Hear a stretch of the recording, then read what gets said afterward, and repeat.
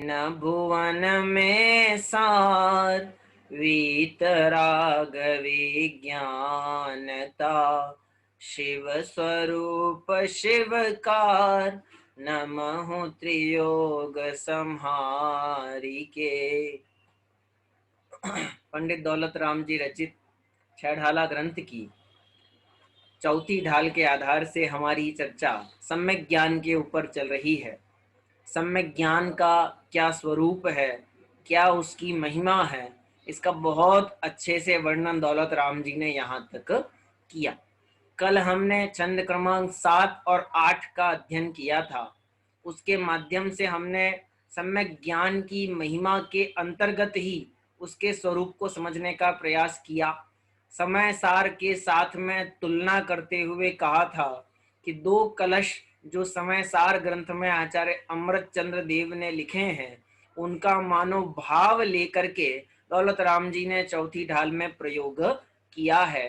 कोटि उपाय बनाय भव्यता को उर आनु, पहला और दूसरा आगे लिखा था, जे पूरब शिव गए जाहि अरु आगे जे हैं, सो सब महिमा ज्ञान तनी मुनिनाथ कहे हैं।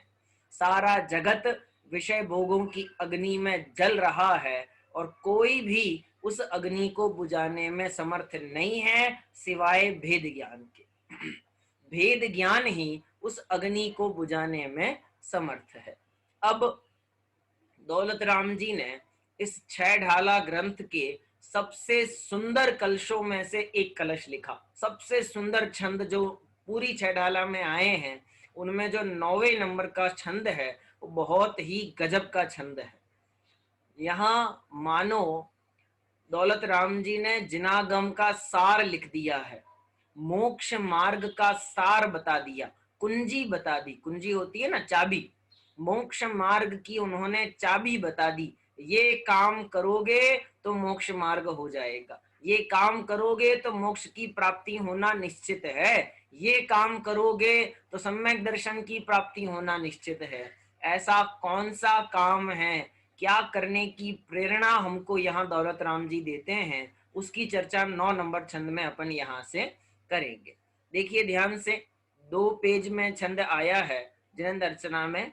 आधे आधे पेज, आधे आधी लाइन 2 इधर हैं, 2 अगले पेज पे हैं। देखते हैं सबसे नीचे। पुण्य पाप फल माही हरख बिल खो मत भाई, यह पुद्गल पर जाय उपजीवन से फिर थाई, लाख बात की बात यह निश्चय उर लाओ, तोरी सकल जग दंद फंद निज आत्म ध्याओ। यहाँ पर भी हमें समय सार की झलक दिखाई देती है। कैसे दिखाई देती है उसकी चर्चा अपन पढ़ेंगे। पहले पढ़ते हैं पहली लाइन, क्या लिखा है, पुण्य पाप फल माही। ठीक है, पुण्य और पाप में नहीं कहा, पुण्य और पाप के फल में, यानी पुण्य और पाप जो कर्म है, अगातिया कर्म और गातिया कर्मों में जो पुण्य और पाप प्रकृतियों का भेद है, उसमें गातिया कर्म तो सर्व पाप रूप हैं। 2 भेद तो अगातिया कर्मों में है। पुण्य के उदय में अनुकूल संयोग मिलते हैं और प्रतिकूल संयोग बिछड़ते हैं। पाप के उदय में प्रतिकूल संयोग मिलते हैं और अनुकूल संयोग बिछड़ते हैं। इसका मतलब जो हमको इष्ट लगता है वो मिलता है, जो अनिष्ट लगता है वो चला जाता है। ये पुण्य का उदय। पाप के उदय में जो अनिष्ट लगता है वो मिलता है और जो इष्ट लगता है वो चला जाता है। समझने की बात यह है कि पुण्य और पाप का उदय हमेशा संयोग नहीं देता, वियोग में भी उदय है। हमें समझना चाहिए इस बात को। हम ये समझते हैं कि कर्म का उदय अर्थात हमें कुछ ना कुछ मिलेगा। दादा बहुत बार ये पंक्ति कहते हैं, अच्छी आज्ञाकारी पत्नी मिलना यदि पुण्य का उदय है, मिलना पुण्य का उदय है, तो जो पत्नी कर्कशा है, कलहकारी है, उस पत्नी का मिलना किसका उदय कहें? पाप का उदय। यानी पाप के उदय में भी सामग्री मिलती है, परंतु मेरे हिसाब से नहीं मिलती, जैसा मैं चाहता हूं वैसी नहीं मिलती। ये दोनों का उदय। समस्या क्या है? समस्या ये है कि जब जब पुण्य का उदय आता है तो जीव हर्षित होता है, और जब पाप का उदय आता है तो दुखी होता है। यही बात तो है। जन्म के समय पे उत्सव मनाता है और मरण के समय पे शोक मनाता है, क्योंकि जन्म में तो अनुकूल सामग्री का मिलना हुआ, तो उसमें तो खुशी होती है, मिठाई बांटता है, सब करता है। और किसी का अपने परिवार में देहांत हो जावे, मरण हो जावे, तो उसका शोक मनाता है, बाल मुंडवा देते हैं, इत्यादि इत्यादि। ये मतलब ये हुआ कि पुण्य के उदय में हर्षित होता है और पाप के उदय में दुखी होता है। यहाँ दौलत राम जी हमको सीख दे रहे हैं, प्रेरणा दे रहे हैं। पुण्य पाप फल माही, हरख बिलखो मत भाई। ना तो हर्ष मनाओ और ना बिलखो। अब दोनों शब्द, दोनों क्रम क्रम से जोड़ना। पुण्य के उदय में हरखो मत और पाप के उदय में बिलखो मत। पुण्य के उदय में नाचो मत और पाप के उदय में दुखी मत हो। जो पुण्य के उदय में ज्यादा सुखी होते हैं, ज्यादा अपने को प्रसन्न मानते हैं, हर्षित होते हैं, उनको पाप का उदय भी उतना ज्यादा परेशान करता है। आप जानते हैं, जब जेठ का महीना होता है, आषाढ़ का महीना होता है, तो भयंकर गर्मी होती है ना। जेठ की दोपहरी बहुत भयंकर गर्म होती है। लेकिन आप जानते हैं सबसे ज्यादा गर्मी किसको लगती है? जो किसान खेत में हल जोत रहा है, भयंकर गर्मी दोपहर में, वो इस आशा से कि बारिश होगी तब तक मैं अपने खेत को तैयार कर लेता हूँ, वो किसान बहुत गर्मी भोग रहा है। लेकिन उससे भी ज्यादा गर्मी पता है कौन भोगता है? वो आदमी जो अभी अभी एसी कमरे से बाहर निकल के आया है और 2 मिनट उसको धूप में खड़ा रहना पड़ा, तो उसका पूरा शरीर पसीने से भर जाता है। हम कई बार देखते हैं कि बड़े बड़े जो करोड़पति अरबपति लोग हैं, नेता अभिनेता है, जब ये सामान्य जनता के बीच में आते हैं तो इनके पूरे कपड़े पसीने से भीग जाते हैं। उनको इतनी गर्मी लगती है, बाकी लोगों को नहीं लगती होगी। वास्तविक गर्मी का एहसास उसे होता है जो एसी में बैठता है, उसको लगती है गर्मी। हम तो सामान्य मनुष्य हैं, सामान्य संयोगों में रहते हैं, तो इसलिए हमें कोई ज्यादा फर्क नहीं पड़ता। यही बात समझिए, जो पुण्य के उदय में ज्यादा हर्षित होते हैं उनको पाप का उदय उतना ज्यादा दुखी करता है, उतना ज्यादा परेशान करता है। यानी ये जो संयोग मिला है, इस संयोग में मेरी जितनी ज्यादा आसक्ति है उतना ज्यादा इसके वियोग में मुझे दुख होगा। यदि मेरी इसमें आसक्ति इतनी है, आया तो ठीक और गया तो ठीक, जब तक चल रहा है तब तक चलाएंगे, नहीं चलेगा तो नहीं चलाएंगे, तो मुझे कोई चिंता नहीं होती। लेकिन जब मुझे उसमें जुड़ान हो जाता है कि नहीं ये तो रहना ही चाहिए, इसके बिना तो मेरा जीवन नहीं है, तो उसके वियोग में हमें बहुत दुख होता है। संयोग सुख दुख का कारण नहीं है, संयोग बुद्धि दुख सुख दुख का कारण है। संयोगों में अपनापन सुख दुख का कारण है। इसलिए दौलत राम जी कहते हैं, पुण्य पाप फल माही, हरख बिलखो मत भाई। क्यों नहीं हरखे, क्यों नहीं बिलखे? क्या लिखा? यह पुद्गल पर जाए। ये सारा खेल जो हम दुनिया में देख रहे हैं, ये सब किसकी पर्याय है? पुद्गल की। पुद्गल की कैसे? क्योंकि कर्म का उदय है। कर्म का उदय, कर्म स्वयं पुद्गल है, तो कर्म का उदय कहलाएगी पुद्गल की पर्याय। तो पुद्गल की पर्याय हो गई तो क्या हुआ? तो क्या लिखा?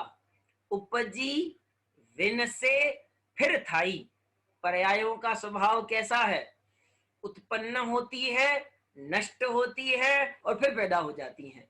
उत्पाद व्यय, उत्पाद व्यय, उत्पाद व्यय, ये पर्यायों का क्रम है। प्रति समय नई नई पर्याय पैदा होती जा रही हैं और पुरानी पर्यायों का अभाव होता जा रहा है। प्रति समय एक एक सेकंड एक एक समय पर्याय नई नई पैदा होती हैं। तो किस बात पे चिंता करते हो, क्यों परेशान होते हो, क्यों दुखी होते हो? ये सब तो पुद्गल का खेल है, आता है और चला जाएगा। शरीर के अंदर रोग आया तो ये विचार करना चाहिए, ओहो मेरे पाप का उदय, मैंने कौन से पाप किए होंगे जो मुझे ऐसा रोग आया।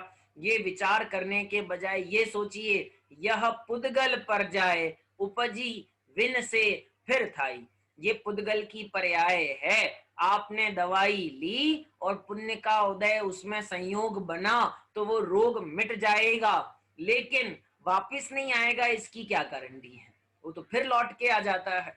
इसका मतलब है पुद्गलों का परिणमन उनकी अपनी योग्यता से होता है। मैं क्यों उसमें व्यर्थ दुखी हो रहा हूँ, मैं उसमें क्यों व्यर्थ आकुलित होता हूँ? ये उनका स्वभाव है, कर्म का उदय है। आज है ना, मुझे अच्छे से स्मरण में है, सन शायद 2004 था, 2004 जब भारत विश्व कप खेल रहा था और उस समय सचिन तेंदुलकर, वीरेंद्र सहवाग आदि बड़े बड़े जो प्लेयर थे वो अच्छा नहीं खेल पाए, अच्छा नहीं खेल पाए और सब बहुत जल्दी जल्दी आउट हुए। भारत शुरुआत के कुछ मैच हार गया तो पूरे भारत भर में विरोध प्रदर्शन हुआ, पूरे भारत भर में बहुत उनके पोस्टर जलाए गए, पुतले जलाए गए, नारेबाजी की गई, गालियां दी गई, अखबारों में गलत गलत लिखा आया, बहुत कुछ हुआ, बहुत कुछ। उस समय हमें ये समझना चाहिए कि ये जो खेल हम दुनिया में देख रहे हैं ये तो कर्म का उदय है। और कर्म के उदय को कर्म के उदय की तरह ही तो स्वीकार करना चाहिए। जो आज जीता है वो हार भी तो सकता है, जो हारा है वो जीत भी तो सकता है। हम क्यों ऐसा समझते हैं कि मैं हमेशा ही जीतूंगा? क्यों ऐसा समझते हैं? ये सब पुद्गल का परिणमन है, कर्म का उदय है तो ये सारे संयोग मेरे अनुकूल होंगे, और कर्म का उदय नहीं होगा तो ये सारे संयोग मेरे प्रतिकूल हो जाएंगे। मेरे सोचने और नहीं सोचने से क्या होता है? इसलिए दौलत राम जी कहते हैं, यह पुद्गल पर्याय उपजी विन से फिर थाई। क्या होगा? आप नया नया चश्मा बनवा करके लाते हैं, शादी के समय पे बढ़िया घड़ी खरीद कर लाते हैं और वो घड़ी आपने पहनी और लॉक का जो लॉक होता है ना पीछे, वो जरा सा ढीला हुआ और आपके हाथ से निकल के घड़ी गिर गई और फूट गई। अब क्या कर सकते हैं आप? कुछ नहीं कर सकते। आप रो लीजिए, चिल्ला लीजिए, गुस्सा कर लीजिए, चाहे जिसको गालियां दे दीजिए, होना जाना तो कुछ है नहीं। यही सोचिए, ये तो पुद्गल की पर्याय है, उत्पन्न होती है, नष्ट भी होती है, क्योंकि पर्यायों का परिणमन स्वभाव है। कोई भी पर्याय अनंत काल तक नहीं रहती। अनंत काल तो छोड़ो, 2 समय भी नहीं रहती। एक समय का पर्याय का काल है और अगले समय वो पर्याय नियम से विनाश को प्राप्त हो जाती है।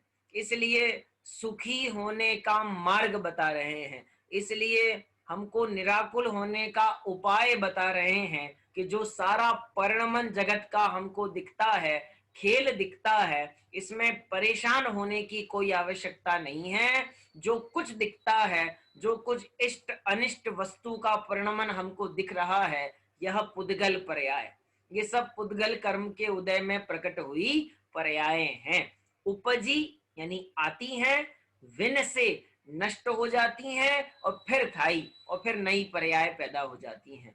हम जैसा सोचते हैं कभी वैसा होता है और कभी नहीं होता, कभी अन्यथा परिणमन हो जाता है। तो यही विचार करना, यह पुद्गल पर्याय उपजी विन से फिर थाई। इसलिए पुण्य और पाप के उदयों में हर्ष और विषाद नहीं करना चाहिए। हमें आकुलित व्याकुलित होने की आवश्यकता नहीं है। साम्य भाव से, समता भाव से दोनों उदयों को सहन करना चाहिए।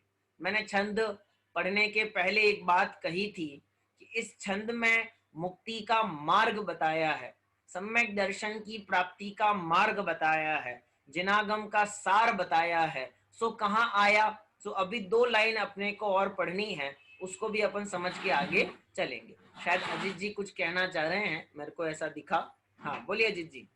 ये जन्म के हाँ, ये जन्म के समय मुंडन होना और शोक के समय बाल मुंडवाना, ये क्या ग्रहित मिथ्यात्व है या फिर कैसे है?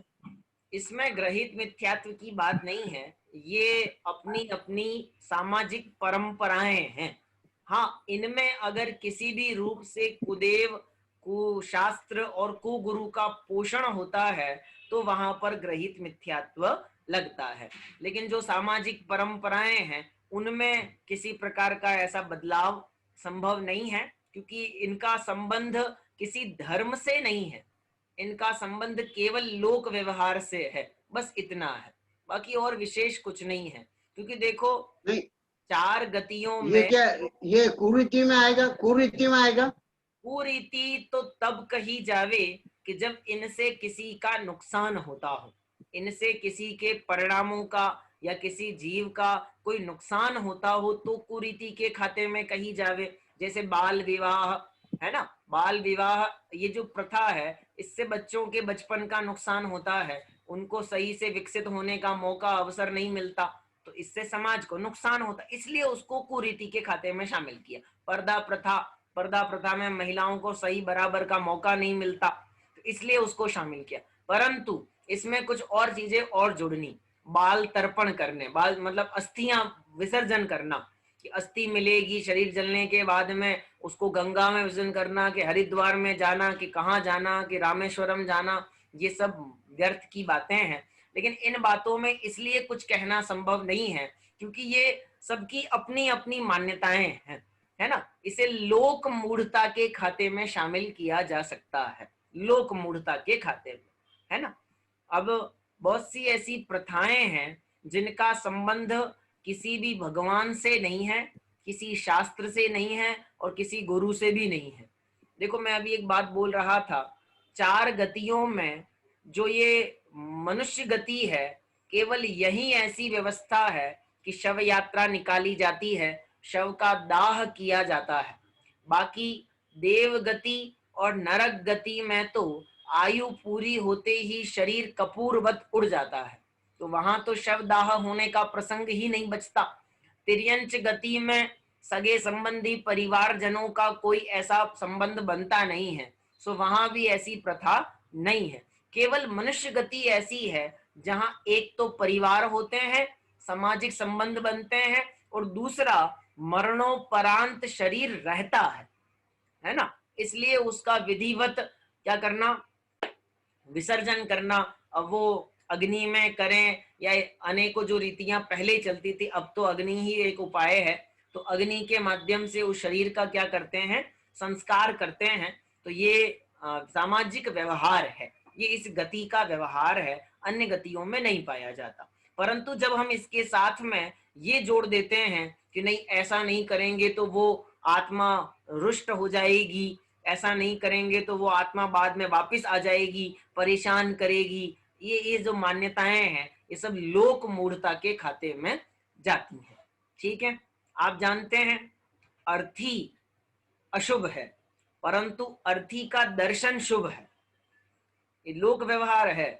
अर्थी को हम लोग क्या मानते हैं, आप जानते हैं, सूतक पातक की परंपरा कहती है कि जो व्यक्ति शव यात्रा में जाता है उसको एक दिन का सूतक लगता है, एक दिन का सूतक।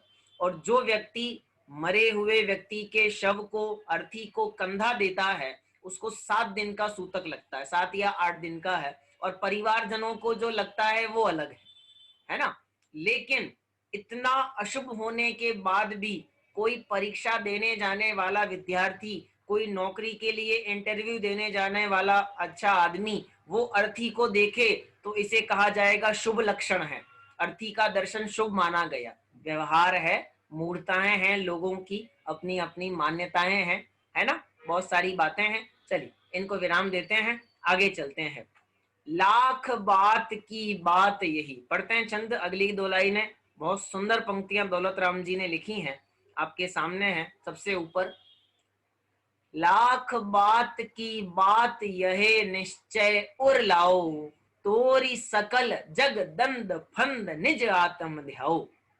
लाख बात की बात यह मतलब है सारी बातों का सार ये है, जो हम अब बता रहे हैं तुमको, क्या बता रहे हैं, जो इसके पहले कहा और ये अब आगे जो कहने वाले हैं, यह निश्चय उर लाओ, निश्चय से ये बात उर में लाओ। क्या बात?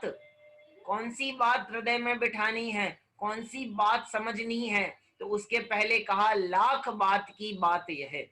जो बात हम तुमको बता रहे हैं, ये बात अपन कहते हैं ना बहुत बार, ये तो लाख रुपए की बात है, करोड़ रुपए की राय दी है तुमने। ये दौलत राम जी ने हमको लाख बात की बात बताई।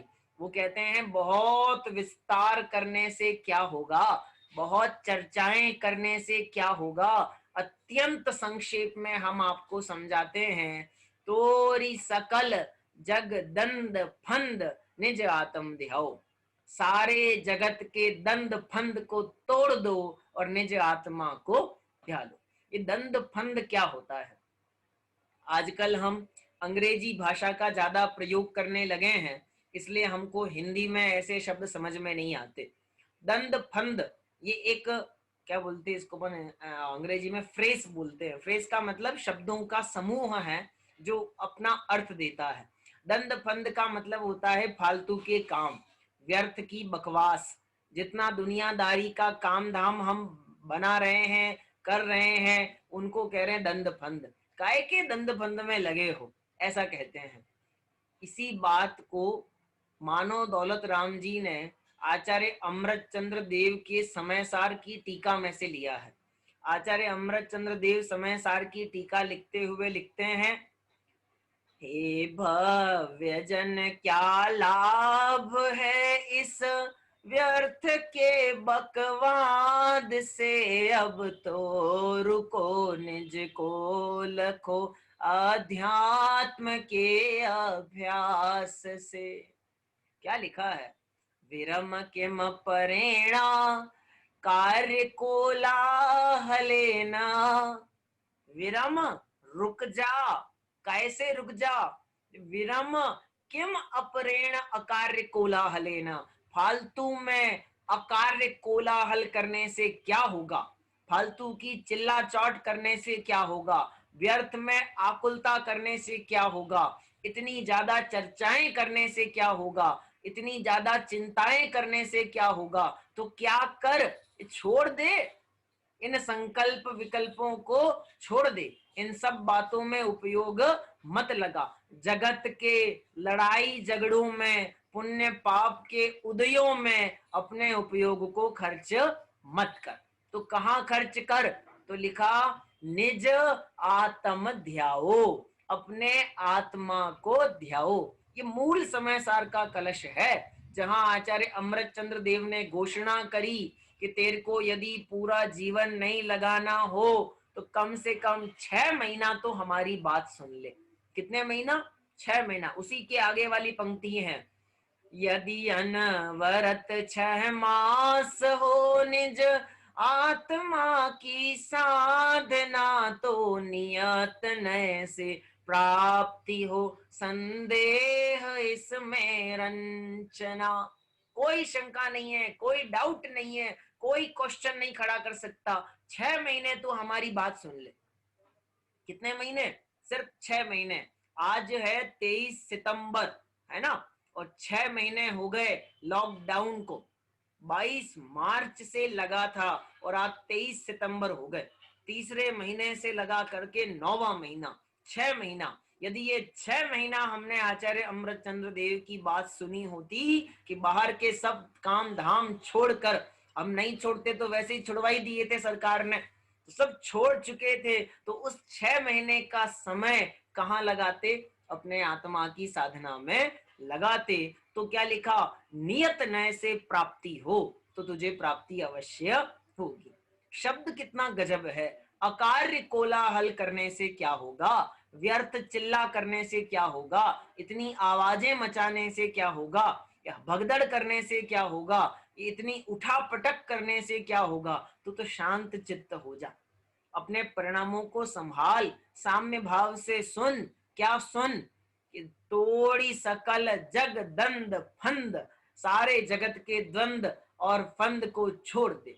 द्वंद फंद का मतलब उलझने, चिंताएं, विकल्प, संकल्प इनको छोड़ दे और किसको ध्या ले? आत्मा को ध्या ले। जब तक यह चित्त, यह मन संकल्प विकल्पों में उलझा रहेगा, तब तक इसको आत्मा की प्राप्ति होना संभव नहीं है। देखो, कोई भी व्यक्ति है, उसको अपने जीवन का एक लक्ष्य बनाना जरूरी होता है। लक्ष्य का मतलब हुआ उसे ये टारगेट सेट करना पड़ता है कि मुझे करना क्या है, मुझे बनना क्या है। जैसे क्रिकेटर बनना हो तो वो क्रिकेट की प्रैक्टिस करे, जिसे फुटबॉलर बनना हो वो उसकी प्रैक्टिस करे, जिसको आईएएस बनना हो वो उसकी प्रैक्टिस करे। लेकिन आईएएस की पढ़ाई करते करते कोई उससे कहे, क्या आईएएस की पढ़ाई करते हो, तुम तो बहुत अच्छे स्मार्ट दिखते हो, तुम तो फिल्म में काम करने लग जाओ, मूवी में काम करने लग जाओ, तो वो उसकी बातों से प्रभावित होकर के यदि फिल्म में काम करने चला जावे तो ना यहाँ का रहे न वहां का रहे। उपयोग भ्रष्ट नहीं होना चाहिए। लाख करोड़ बाधाएं बीच में आती हैं, अनेक प्रकार के उदय बीच में आते हैं, परंतु उन उदयों से प्रभावित नहीं होना चाहिए। ये ज्ञानी का लक्षण है। क्या अंतर है ज्ञानी और अज्ञानी में? अज्ञानी को हर प्रकार का पुण्य और पाप का उदय सुखी दुखी करता है, और ज्ञानी हर प्रकार के उदय में समभाव से उसमें रह लेता है। क्या अद्भुत मेरी भावना के अंदर पंडित साहब की लिखी हुई पंक्तियां हैं। क्या लिखा है कि हम रहे अडोल अकंप निरंतर, यह मन दृढ़तर हो जावे, इष्ट वियोग अनिष्ट योग में सहनशीलता दिखलावे। पढ़ी होगी आप लोगों ने भी ये पंक्तियां। और आगे लिखा हुआ है, आगे जाकर के क्या लिखा? पर्वत नदी शमशान भयानक, अटवी में नहीं भय खावे। कैसी भी परिस्थितियां हमारे सामने आ जाए, हम उससे डरे नहीं, हम उसका समता भाव से सामना करें। अरे, जितने जल्दी हमारे परिणाम बिगड़ते हैं, हम उतने छोटे कहे जाते हैं। इंग्लिश के, अंग्रेजी भाषा के एक दार्शनिक का कथन है, फिलोसोफर का वाक्य है। वो कहते हैं, you are as little things annoy you. आप उतने छोटे हैं जितनी छोटी छोटी बातें आपको परेशान करती हैं। यदि आप छोटी छोटी बातों से परेशान हो जाते हैं, इसका मतलब आप बड़े नहीं हुए। बड़े वो होते हैं कि जो बड़े बड़े उदयों में भी परेशान नहीं होते, दुखी नहीं होते, आकुलित व्याकुलित नहीं होते, सहन करते हैं, समता भाव से धारण करते हैं। हमें जितनी चिंता इस बीमारी की है, आप कल्पना करिए कि हमारे प्रधानमंत्री, राष्ट्रपति, इनको कितनी चिंता होगी। क्योंकि हमें तो अपनी और अपने परिवारजनों की चिंता है कि इनको नहीं हो जावे, और उन्हें तो पूरे देश की चिंता है कि पूरा देश कैसे निपटेगा, गरीब लोग कैसे खाना खाएंगे, कैसे व्यापार चलेगा। सारी जिम्मेदारियां उनके माथे पर है। तो उनके विकल्प को सोचकर हम ये सोचें कि हमारी चिंता और उनकी चिंता में कितना अंतर है। सोच लीजिए, पुण्य और पाप का उदय दोनों का अलग अलग है, परंतु वे उस उदय को समभाव से, शांति से सहन करें।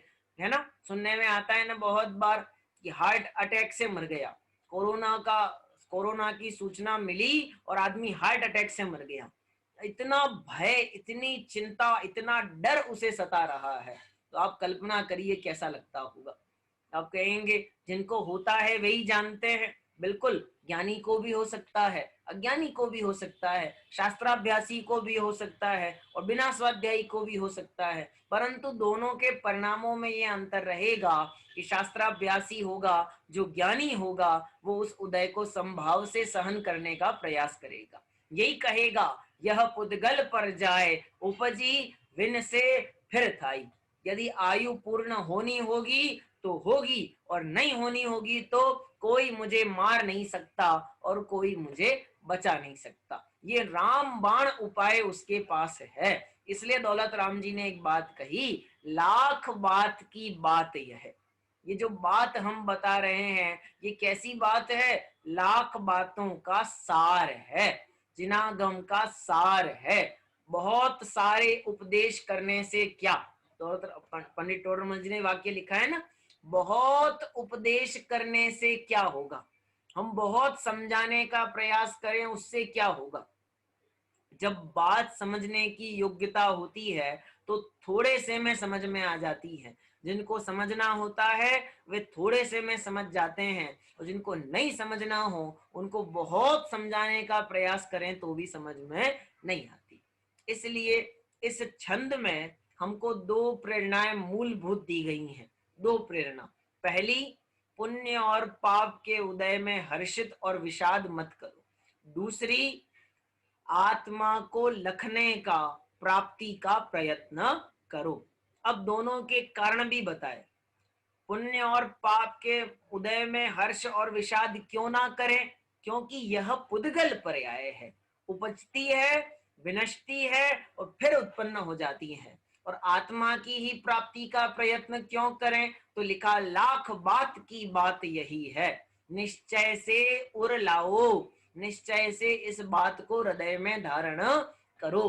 क्या बात को धारण करो, तोड़ी सकल जगदंद फंद निज आत्म ध्याओ। अब तक का पूरा जीवन जितना हमने बिताया सो इन दंड फंद में ही बिताया, सो इन विकल्पों में ही बिताया। अब इन विकल्पों से बस हो, अब इन विकल्पों को छोड़ दो, तो फिर स्वरूप की प्राप्ति का प्रयत्न करना हमारा सार्थक हो सकता है।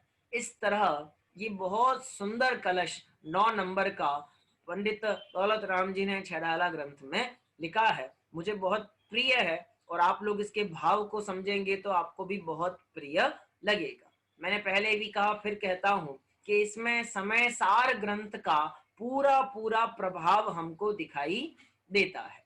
ठीक है, अब यहां तक 9 छंदों की चर्चा हमारी पूर्ण हो गई। अब इसके बाद में जब 10 नंबर का छंद प्रारंभ होगा तो कुल मिला के यहाँ पे 15 छंद हैं इस ढाल के अंदर, और 15 छंदों में पूरी ये चर्चा है। तो वो 15 छंदों में से 9 छंद की चर्चा तो यहाँ पूरी हो गई, तो बचे कितने, 6। उन 6 छंदों में अब दौलत राम जी चर्चा प्रारंभ करते हैं सम्यक चारित्र की। सम्यक दर्शन की चर्चा हो गई तीसरी ढाल में, सम्यक ज्ञान की चर्चा हो गई चौथी ढाल के 9 छंदों में। अब सम्यक चारित्र की चर्चा प्रारंभ करते हैं, क्योंकि मोक्ष मार्ग 3 मई है। कितने मई, 3 रूप हैं, सम्यक दर्शन, सम्यक ज्ञान और सम्यक चारित्र। तो इन दो की चर्चा करने के बाद तीसरे की चर्चा प्रारंभ होती है। और सबसे बढ़िया बात, सबसे ज्यादा विस्तार इसी का है। क्यों है, क्योंकि सम्यक दर्शन सबका एक जैसा, सम्यक ज्ञान सबका एक जैसा, परंतु सम्यक चारित्र श्रावक का अलग है और मुनि का अलग है। इसलिए दोनों का अलग अलग वर्णन यहाँ से दौलत राम जी प्रारंभ करेंगे, जिसकी चर्चा अपन कल से प्रारंभ करेंगे। अभी